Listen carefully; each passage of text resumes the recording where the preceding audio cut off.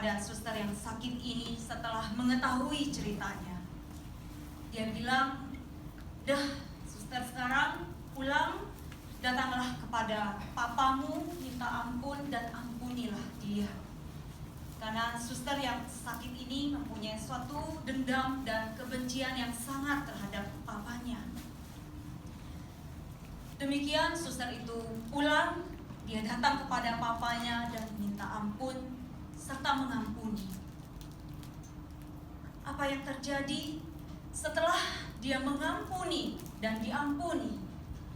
Ternyata perlahan-lahan kondisinya menjadi lebih baik, dan akhirnya dia dinyatakan sembuh. Dan suster itu hidup sampai sekarang. Bapak, Ibu, saudara-saudariku, kalau kita mengampuni, kita sungguh-sungguh terbantu untuk sembuh, baik secara fisik maupun dari luka-luka batin kita. Tema kita pada sesi kedua ini adalah pengampunan yang menyembuhkan. Nama saya Ellen, tadi sudah diperkenalkan. Ini, tolong ada yang bisa membantu? Gak bisa. Ya.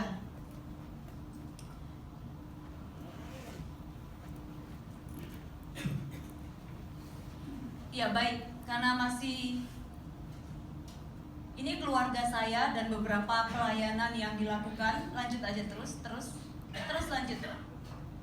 Ya, terusin aja. Ya, ini beberapa pelayanan aja untuk perkenalan. Lanjut.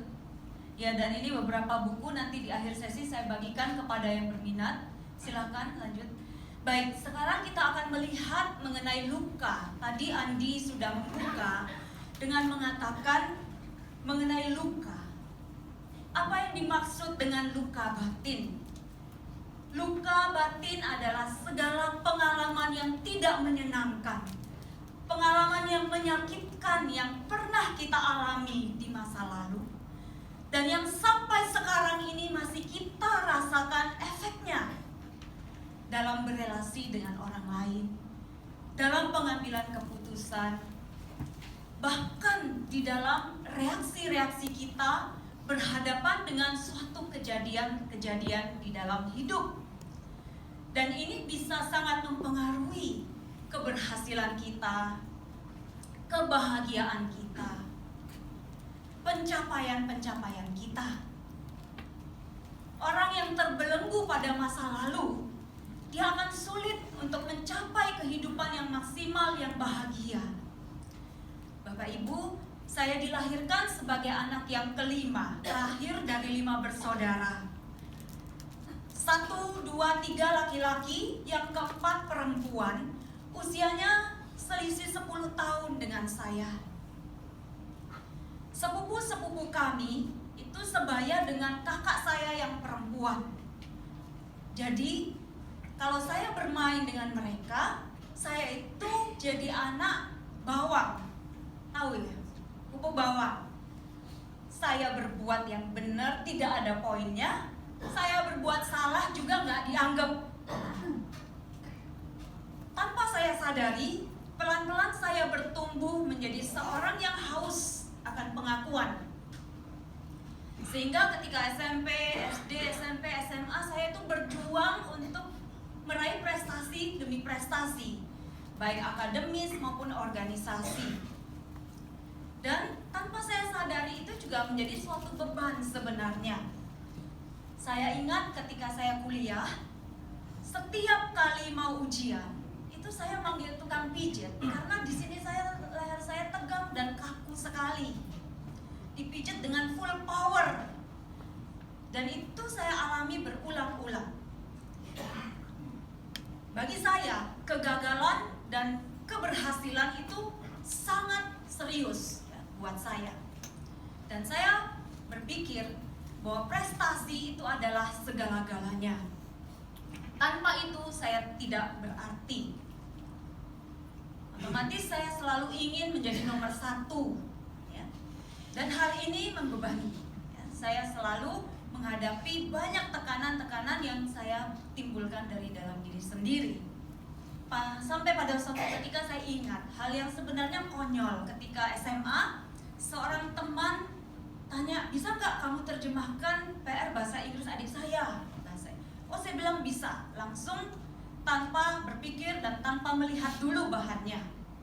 Lalu setelah saya lihat ternyata sulit sekali, dan apa yang saya lakukan, saya mencari translator bahasa Inggris dan membayar untuk mengerjakan PR dari teman adik teman saya.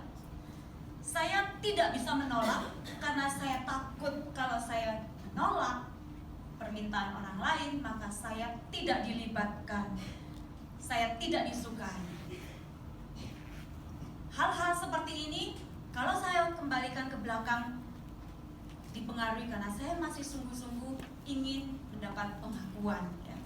Nah, demikian. Kalau kita lihat kembali, tolong maju. Penyebab luka ya, yaitu dosa. Dosa akan melukai diri kita maupun orang lain. Kurangnya kasih serta tindakan orang lain. Saya mempunyai suatu kekecewaan terhadap ayah. Saya ingat waktu saya SD, saya les bahasa Inggris. Suatu hari hujan keras dan banjir. Lalu mama bilang pada saya setelah diberitahu oleh papa, lain kali kata papa kalau hujan kamu tidak usah naik mobil, nanti mobilnya mogok. Waktu itu saya berpikir, wah, papa lebih sayang mobilnya daripada saya. Lalu ketika saya SMP, saya ingat, dan memang itu terus masih membekas sebelum saya mengalami penyembuhan. Saya masuk di salah satu SMP yang favorit di Surabaya. Saya sudah sekolah 1 minggu untuk tahun ajaran baru. Pada waktu itu saya dipilih menjadi ketua kelas dan juga sudah ada ulangan agama, saya ingat saya dapat 100.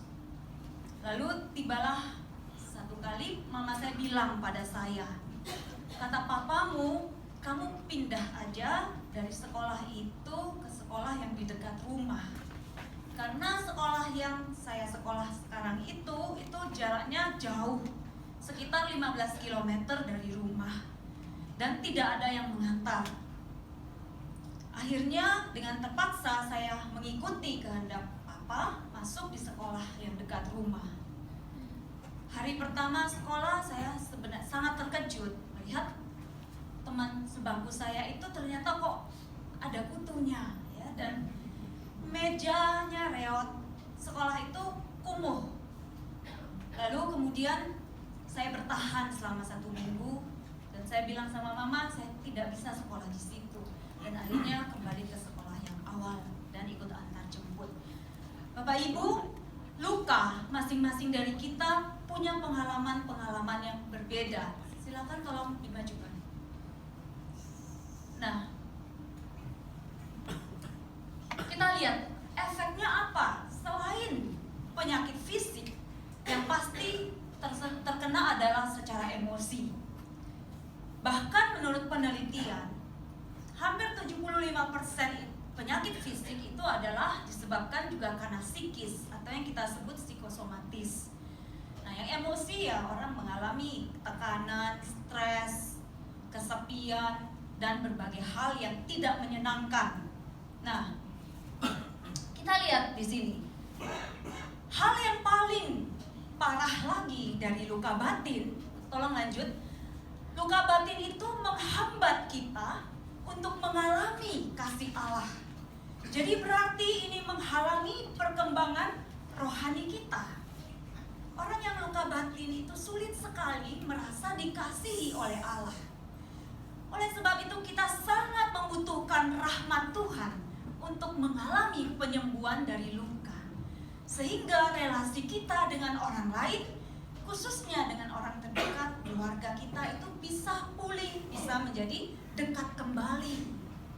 Jadi bahaya yang paling utama itu adalah luka menghambat kita mengalami dan menerima kasih Allah itu. Nah, lalu pertanyaannya, apakah kita dapat sembuh? Dapat. Tolong lanjutin. Kita dapat sembuh Kalau penyakit fisik, kita kira-kira yakin nggak bahwa Tuhan bisa menyembuhkan kita? Yakin ya? Yesus di dalam pelayanannya selama 33 tahun, dia menyembuhkan semua orang yang sakit yang datang kepada dia. Dan Tuhan tidak pernah menolak orang yang sakit. Tuhan hanya marah kepada orang yang kurang iman sebenarnya. Ya. Nah, kalau penyakit fisik, kadang-kadang kita lihat ada orang yang udah didoakan, udah minta penyembuhan, udah ke dokter mana-mana tetap gak sembuh. Bisa jadi memang penyakit fisik itu masih ada efek lain, yaitu sebagai silias atau supaya seorang itu bisa bertobat lebih dekat kepada Tuhan ya. Tetapi kalau luka batin itu gak ada baiknya sama sekali. Jadi Tuhan itu sungguh-sungguh mau mengangkat itu dan menyembuhkan kita ya. Jadi jawabannya kita dapat sembuh ya. Dasarnya apa? Lanjut. Dasarnya adalah Allah mengasihi kita dan Dia sungguh menginginkan kita mengalami hubungan yang kasih, mesra, mendalam di dalam Tuhan, dengan Tuhan ya.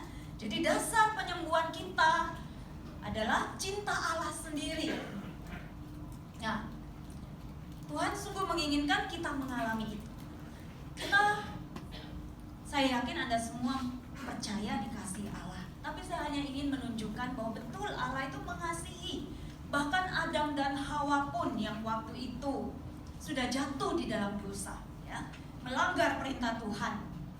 Tapi ketika ia diusir, Tuhan itu masih membuatkan baju dari kulit binatang. Kalau Anda baca dalam Kejadian 3 ayat 12 ya. Demikian juga ketika Kain membunuh Habil, Kain diusir, Tuhan bilang kamu jadi pengembara di bumi. Kainnya takut, bilang kalau aku jadi pengembara nanti aku dibunuh bagaimana? Tuhan bilang enggak, kamu enggak akan dibunuh, aku beri tanda. Jadi Tuhan itu tidak melepaskan, Tuhan itu mengasihi kita. Nah, di dalam perjanjian baru kita lebih jelas lagi melihat bahwa Allah mengasihi kita melalui Yesus. Yesus sudah datang untuk menunjukkan bahwa Dia begitu mengasihi. Dan saat ini pun Yesus itu mengasihi kita dan Dia sungguh hadir dengan kuasanya, dengan kasihnya, dengan cintanya bagi kita, bagi setiap kita.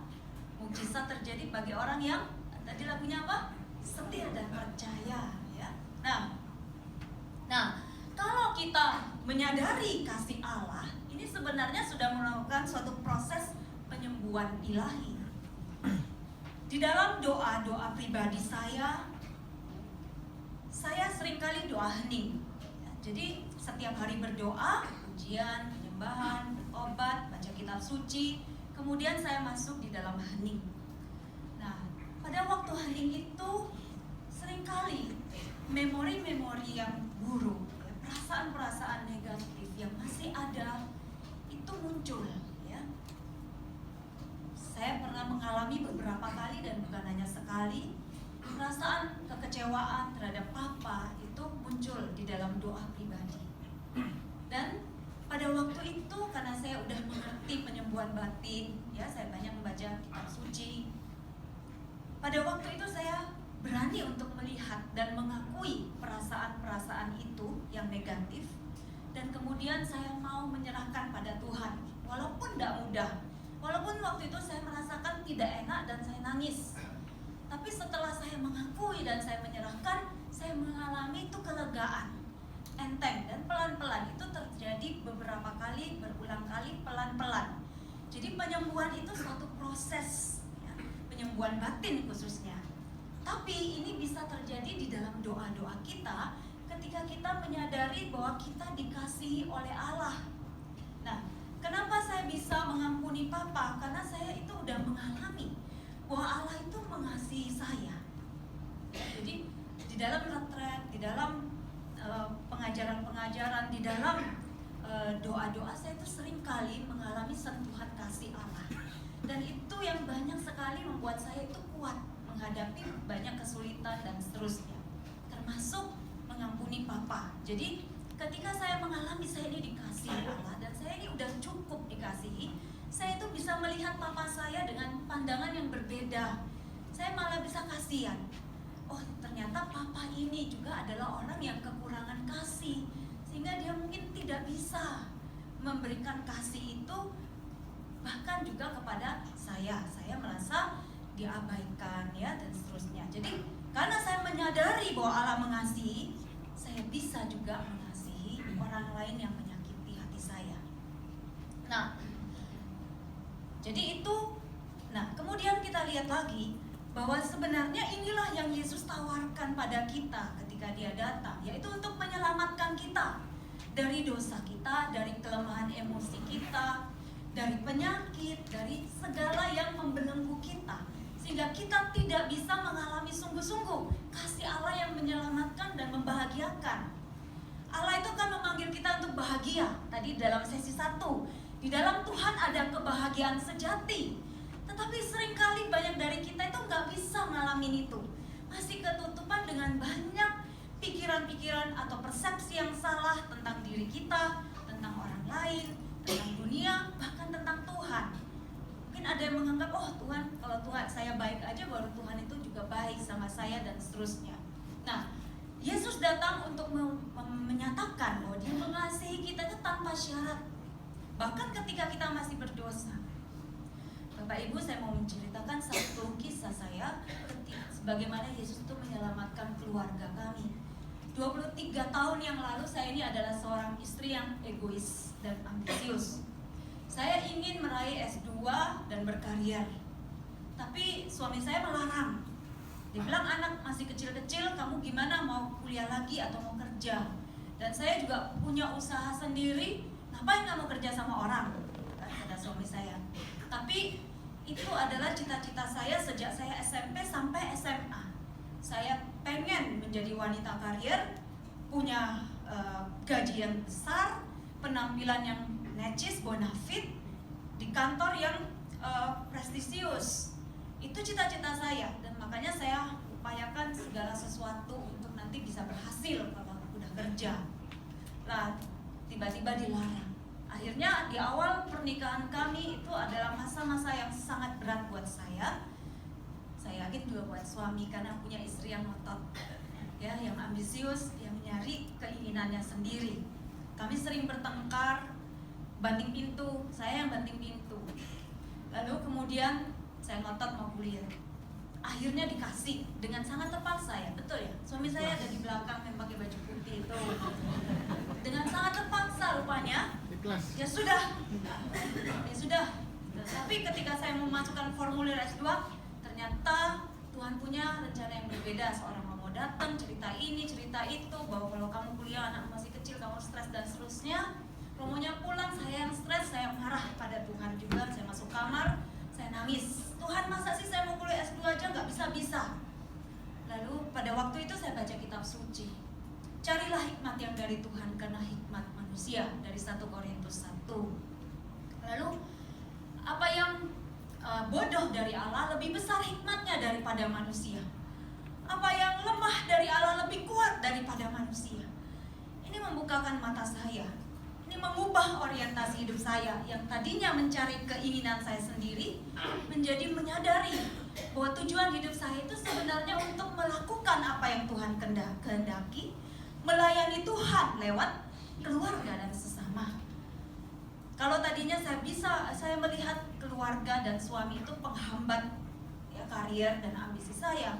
Tapi setelah Tuhan sungguh-sungguh menyentuh hati saya lewat firman-Nya, saya bisa melihat keluarga saya sebagai anugerah. Dan ketika saya mengikuti apa yang Tuhan mau, maka hubungan saya dengan keluarga, dengan suami itu didekatkan kembali. Ketika saya mencari apa yang saya kehendaki, hubungan saya dengan keluarga, khususnya dengan suami itu jauh. Yesus menyelamatkan saya dan keluarga saya lewat sabdanya, lewat firman Tuhan yang saya baca, yang saya sendiri sebenarnya tidak bisa atasi. Jadi saya tuh bukannya nggak mau loh ya, tapi saya tidak bisa untuk tidak berkarir, untuk tidak meraih S2 ya. Itu bagi saya adalah segala-galanya. Ya, itu lagi kembali karena ada luka di masa lalu yang buat saya merasa prestasi itu adalah nomor 1. Tuhan mau mengubah saya, Tuhan mau menyembuhkan saya, Tuhan mau membukakan mata saya untuk melihat apa yang terpenting dalam hidup ini, yaitu relasi dengan Dia, cinta kepada Dia, dan melakukan apa yang Dia mau. Nah, tapi setelah saya kemudian menyadari hal itu, tahu-tahu suami saya mengizinkan saya kuliah lagi. Tiba-tiba boleh kuliah, saya ngambil karena dekat rumah ada STFT, Sekolah Tinggi Filsafat Teologi, saya boleh ngambil kitab suci, teologi di situ, dan bisa akhirnya ngambil S2 lagi di pendidikan. Jadi ketika saya udah mengerti, maka Tuhan juga kasih. Jadi Tuhan menyelamatkan saya sebenarnya lewat suami saya yang saya rasanya begitu menghambat ya, begitu membuat saya menderita. Tapi karena di Katolik kita tidak boleh cerai dan kata firman, hai istri tunduklah pada suami, dan karena saya belajar untuk taat, saya selamat ya. Nah, kita lihat selanjutnya bahwa saat ini pun mukjizat itu terus dinyatakan dalam kehidupan kita kalau kita percaya ya. Pada saat ini Tuhan terus memberikan kesembuhan-kesembuhannya, bukan hanya fisik tapi juga batin ya. Jadi Tuhan terus saat ini mengembalikan karya-karya yang ajaib dalam kehidupan kita. Jadi bagi keluarga yang mau cerai, saya pernah berkata bahwa kamu jangan menyerah. Tuhan itu belum selesai denganmu ya. Ketika kita terus setia, maka kita akan melihat ya, rencana Tuhan tergenapi dalam hidup kita. Nah, kita lihat sekarang, saya mau memberikan satu contoh dari kitab suci. Bagaimana Tuhan itu menyembuhkan. Di dalam Lukas 22, 54-62 kita tahu kisah tentang apa? Petrus mengkhianati Yesus. Jadi ketika Yesus ditangkap dan dibawa ke rumah imam besar, Petrus itu berlari dari jauh mengikuti karena dia takut pada orang banyak. Lalu di tengah rumah imam besar itu, di halamannya itu ada perapian, dan di situ banyak orang berkumpul. Petrus juga berkumpul di situ, dan pada waktu itulah Petrus dikenali sebagai pengikut dan murid Kristus. Orang bilang, kamu kan muridnya. Petrus bilang, tidak. Sampai 3 kali. Pada waktu itulah ayam berkokok, Yesus menoleh kepada Petrus, dan Petrus pada saat itu merasa sangat sedih dan bersalah. Dia keluar dan dia menangis. Pada waktu itu Petrus merasa sangat menyesal, sangat sedih. Dia sangat terluka oleh perbuatannya sendiri, mengkhianati Yesus. Nah, ketika Yesus sudah bangkit dan dia menampakkan diri pada murid-muridnya di dalam Yohanes 21 ayat 1-19, kalau kita baca kisahnya, di situ Yesus ketika para muridnya pergi menangkap ikan di danau Tiberias, Yesus itu udah berdiri di tepi danau. Dan dia udah menyiapkan perapian, di situ ada ikan dan ada roti. Dan pada waktu itu Yesus memanggil murid-muridnya untuk makan. Nah, setelah makan, dari hasil tangkapan para murid, ya, yang Yesus kan menyuruh, ayo tebarkan jalamu di sebelah kanan dan seterusnya. Akhirnya mereka menangkap banyak sekali dan jalannya tidak koyak dan seterusnya itu. Nah, setelah selesai makan, ya, Yesus bertanya 3 kali kepada Petrus, apakah engkau mengasihi aku? Simon anak Yohanes, apakah engkau mengasihi aku? Ya Tuhan. Apa jawab Petrus? Aku mengasihi engkau. Benar ya, ingat ya kisah itu. 2 kali, 3 kali Yesus tanya yang sama. Gembalakanlah domba-dombaku. Jadi kita lihat bahwa Yesus itu menyembuhkan luka Petrus dengan kondisi yang sama ketika Petrus itu mengkhianati Yesus, ketika Petrus itu terluka oleh perbuatannya sendiri. Nah, nanti di dalam workshop, dalam doa-doa penyembuhan batin kita pada siang hari ini, mungkin Anda akan dibawa lagi ya, ketika Anda menghadirkan Yesus, dan Yesus tahu bagian mana yang paling menyakiti dalam hidup kita, yang mungkin kita sendiri udah kubur dalam-dalam.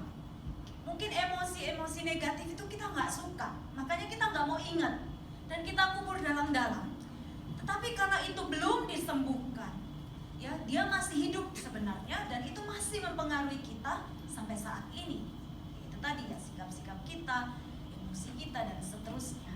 Nah, pada waktu itu ketika kita mengalami emosi itu, mungkin kita merasakan benci, kita merasakan marah, tidak apa-apa, kita keluarkan bersama Yesus. Pada saat itu dia akan mendampingi dan dia akan menyembuhkan bagian yang masih terluka itu, ya. Jadi nanti di dalam penyembuhan batin kita hadirkan Yesus dalam imajinasi iman, dan kita mau membiarkan Yesus itu yang mengenal hati kita yang paling dalam. Dia sendiri yang memunculkan bagian-bagian dari diri kita, dari emosi kita yang masih belum sembuh, yang perlu untuk disembuhkan. Pada waktu itulah kita mohon Yesus sungguh-sungguh menjamah dan menyentuh kita di saat-saat yang paling berat dalam hidup kita. Nah, terakhir kita lihat bahwa untuk sembuh itu ada syarat, tapi syaratnya ini mudah. Pertama, yang penting kita mau. Yang penting kita mau dulu untuk sembuh. Di dalam Yohanes 5 ayat 6, ketika Yesus melihat seorang yang sakit itu berbaring lama di tepi danau Bethesda, gak sembuh-sembuh, terus Yesus tanya sama orang itu, maukah engkau sembuh? Terus jawab orang itu, ya gak ada yang bawa saya pada saat airnya mulai guncang dan seterusnya. Tapi karena dia mau, maka Yesus menyembuhkan, ya, kita mau dulu.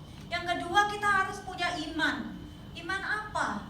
Bahwa Yesus mau menyembuhkan aku, ya. Kita lihat di dalam Markus ketika kisah perempuan yang sakit pendarahan, dia menjamah jubah Yesus itu dengan iman, ya, dengan iman.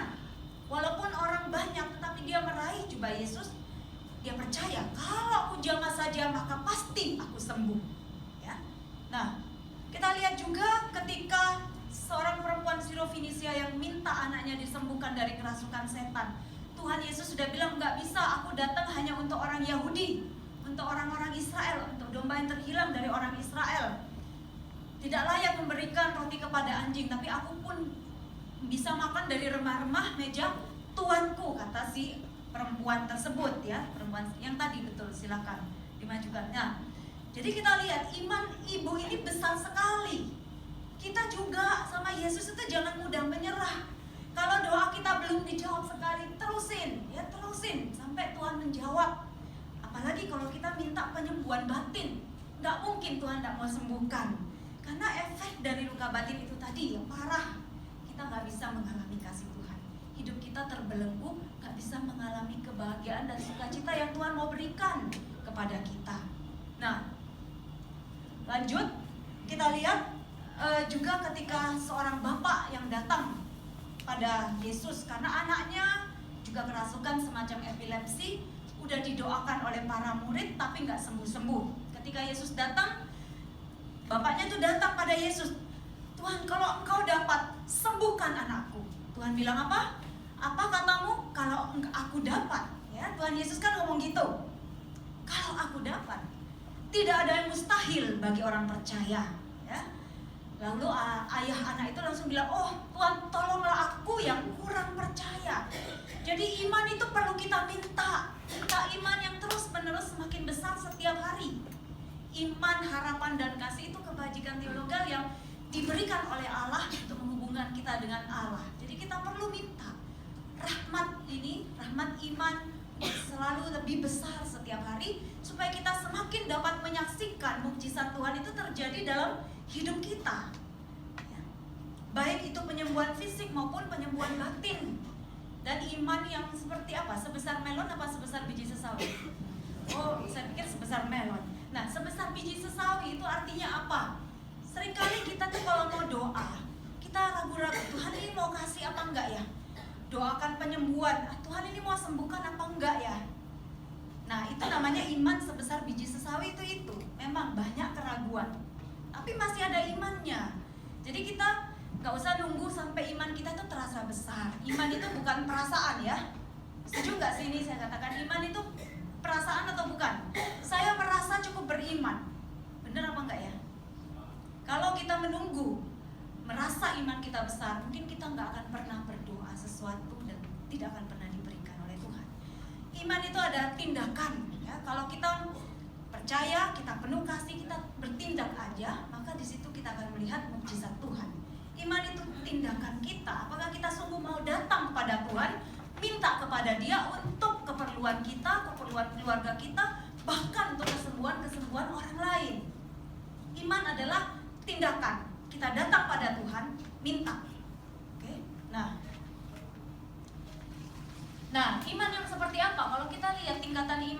sebenarnya ada iman intelektual aja, ya percaya Yesus itu Tuhan. Setan juga percaya Yesus itu Tuhan. Iman yang kedua itu iman kepercayaan, ya saya sudah bisa mempercayakan diri kepada Tuhan.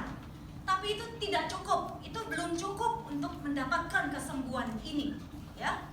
Iman yang diharapkan dari Tuhan dan diminta dari Tuhan dari kita adalah iman yang penuh pengharapan bahwa Yesus mau dan sanggup untuk bertindak. Kadang-kadang kita berpikir, iya Yesus bisa, tapi dia bisa menyembuhkan orang itu, tapi belum tentu mau untuk sembuhkan aku. Ini yang seringkali membuat kita ragu-ragu. Nah, kita dengan iman penuh pengharapan Tuhan mau minta, kita percaya bahwa Yesus pun mau menyembuhkan aku, khususnya pada siang hari ini dan seterusnya kalau kita minta untuk penyembuhan batin, penyembuhan fisik juga, karena Tuhan pada dasarnya mau kita mengalami sukacita, kebahagiaan.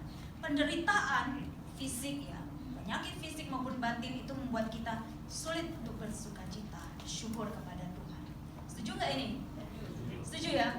Kalau kita mau, kita akan mengalami mukjizat Tuhan.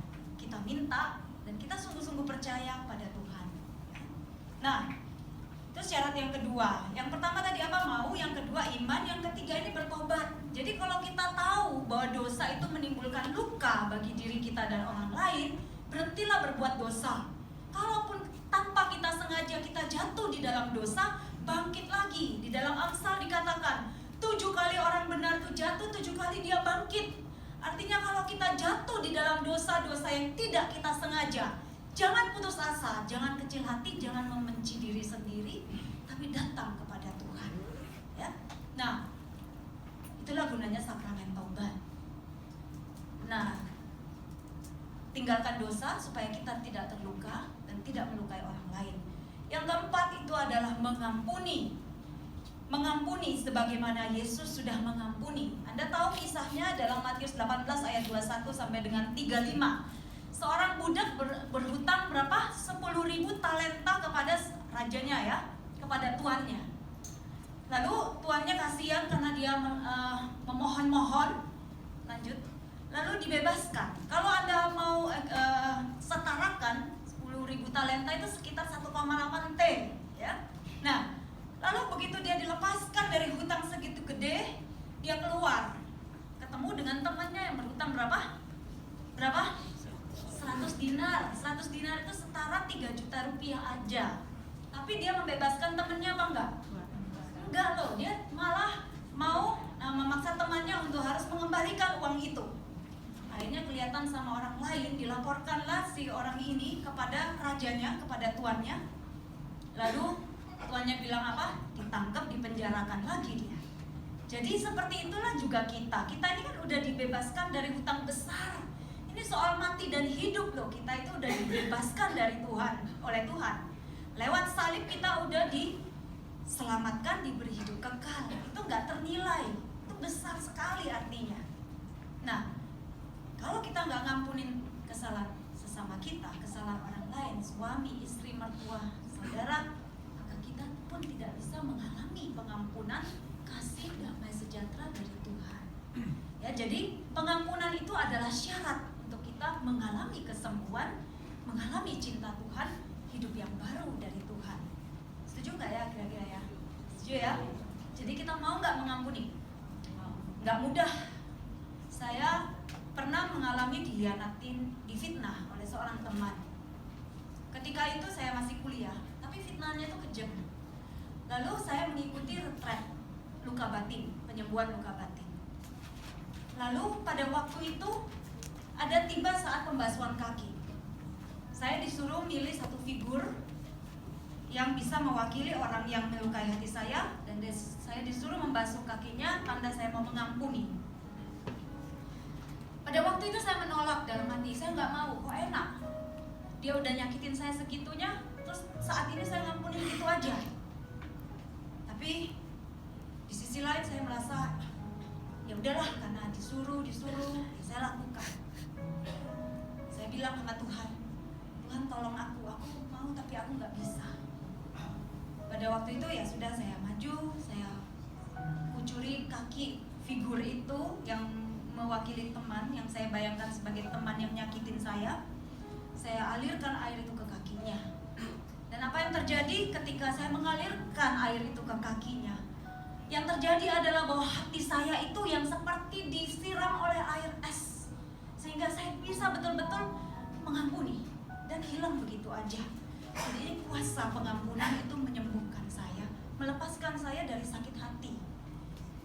Hanya seperti itu saja ya. Asal kita mau aja mengambil satu langkah, walaupun kita nggak mampu, maka kita akan menerima pertolongan dari Tuhan yang menyembuhkan dan membebaskan kita. Ada satu doa yang bagus ya. Bagaimana tandanya kita udah ngampunin orang lain? Kadang-kadang kita berpikir, ya udahlah aku ngampunin, biarin nanti Tuhan yang balas. Biasanya kita ngomongnya gitu. Itu belum ngampunin ya. Itu menumpuk bara di kepala orang itu. Dan kita berpikir, biarin nanti tahu rasa, pada waktunya nanti hukum karma misalnya seperti itu. Nah, tanda kita ngampunin itu adalah kalau kita mau mendoakan orang itu supaya dia dibebaskan dari hukuman dosa akibat perbuatannya yang melukai dan menyakiti kita, dan kita mau mendoakan supaya dia diberkati kehidupannya, diberkati dengan sukacita, kedamaian, kebahagiaan, dan kasih. Bahkan kita berdoa semoga hidup mereka selalu sejahtera selama-lamanya. Amin. Dan Bapak Ibu, sebelum kita melepaskan pengampunan, sebelum kita mendoakan musuh-musuh kita, orang yang menyakiti kita, supaya hidup mereka diberkati, hidup mereka mengalami damai sejahtera, maka kita sendiri pun tidak akan mengalami kemenangan demi kemenangan dan kelepasan. Bapak Ibu, saudara-saudari, mari saat ini kita siapkan hati kita mau masuk di dalam doa. Seberat apapun luka kita, Yesus udah menanggung semuanya. Kita berhutang kepada Yesus untuk pengampunan. Kita udah dibebaskan dari dosa kita, sehingga kita mengalami hidup. Kita berhutang kepada Yesus untuk pengampunan bagi sesama kita. Mari pada saat ini kita mau dengan tekad yang ada di dalam diri kita mau serahkan kepada Tuhan luka kita, ketidakmampuan kita untuk mengampuni, supaya Tuhan turun tangan. Apabila kita berseru, angkat tangan, maka Tuhan turun tangan. Inilah saatnya Tuhan, lawatlah kami, lawatlah keluarga kami. Mari saat ini kita mau datang kepada Tuhan.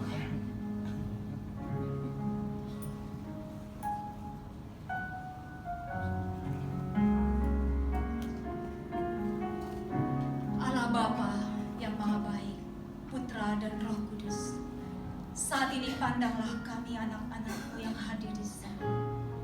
Kami yang datang dengan membawa segala beban dalam hidup kami, khususnya segala amarah, kekecewaan, kebencian, dan luka yang masih ada di dalam hati kami, yang membebani hidup kami selama ini.